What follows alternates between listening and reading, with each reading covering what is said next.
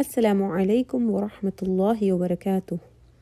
أعوذ بالله من الشيطان الرجيم. بسم الله الرحمن الرحيم.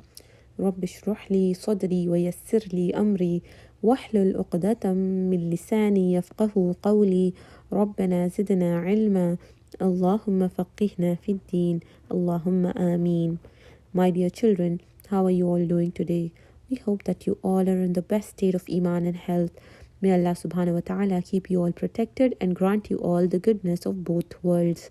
May Allah subhanahu wa ta'ala make it easy for you all to learn and understand the Quran and to follow the Quran in your lives. May Allah subhanahu wa ta'ala make you all the best sadaqah jariyah for your parents.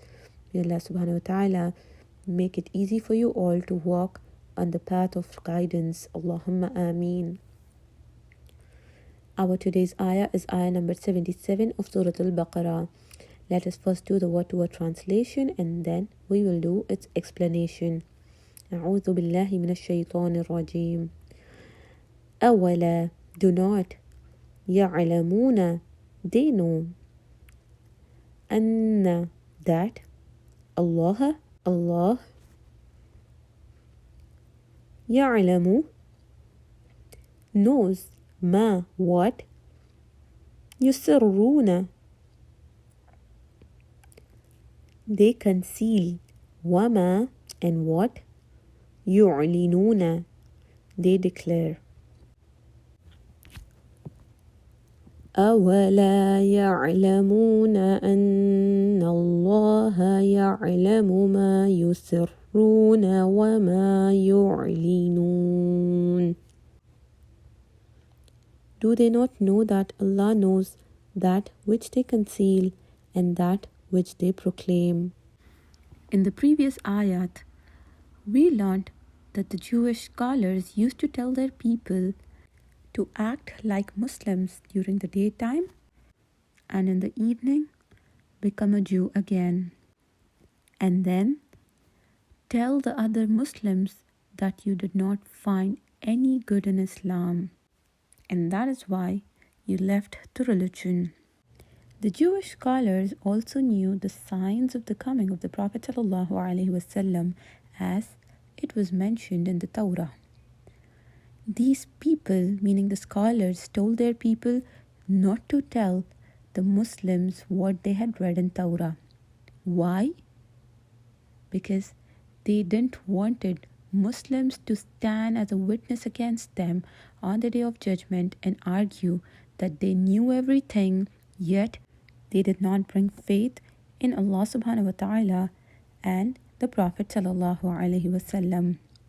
Meaning, the Muslims will get the proof against them in front of Allah subhanahu wa ta'ala on the day of judgment. In this ayah, Allah subhanahu wa ta'ala is answering the Jewish scholars and the hypocrites. Allah subhanahu wa ta'ala says, أَوَلَا يَعْلَمُونَ أَنَّ اللَّهَ يَعْلَمُ مَا يُسِرُّونَ وَمَا يُعْلِنُونَ. Do they not know that Allah knows what they conceal and what they reveal? Allah subhanahu wa ta'ala of course knew that the signs of the coming of Prophet Muhammad sallallahu alaihi wasallam, the signs of his prophethood were mentioned in Torah. Allah subhanahu wa ta'ala knew that the Jewish scholars know that Prophet Muhammad sallallahu alaihi wasallam is the last prophet.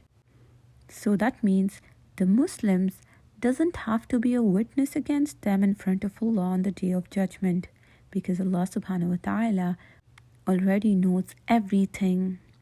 Nothing can be hidden from Allah subhanahu wa ta'ala.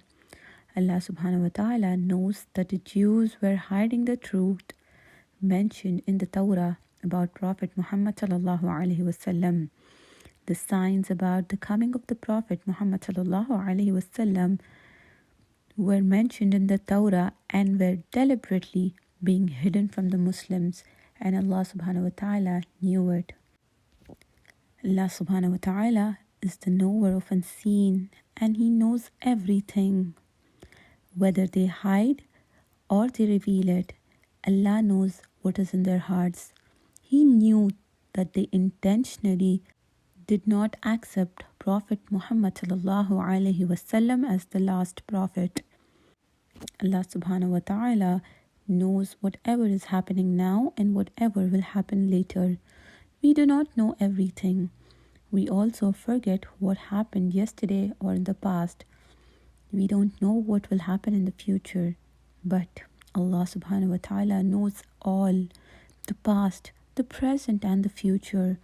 Therefore, on the day of judgment, Allah subhanahu wa ta'ala would not need to ask anyone anything because He knows everything. Here we have a lesson to learn. We should not do anything which will make Allah subhanahu wa ta'ala unhappy with us. We should not think like no one is seeing us because Allah subhanahu wa ta'ala is always watching us. And the two angels on our right and the left, Kiramin and Katibin, are writing whatever we are doing. On the day of judgment, the book of our accounts will be handed over to us. The book of our deeds will be handed over to us. Therefore, whatever we do, we should first think whether this will make Allah subhanahu wa ta'ala pleased with us or not. Now here's a question. How will we know this? How will we know if what we are doing will make Allah happy or not? What is the criteria? Yes, the Quran and the Sunnah. We all are very blessed by Allah subhanahu wa ta'ala that we have been chosen to learn our religion, like what we are doing now. We should try our best. Whatever we do sincerely, and our intention is purely to please Allah subhanahu wa ta'ala. And our actions should be according to the teachings of the Quran and the Sunnah. If we do this, then inshallah our deeds will be presented to us on the day of judgment and we will be very happy with it. We will be very happy and delighted when we receive the book of our deeds in our right hands. May Allah make us from those. Allahumma ameen.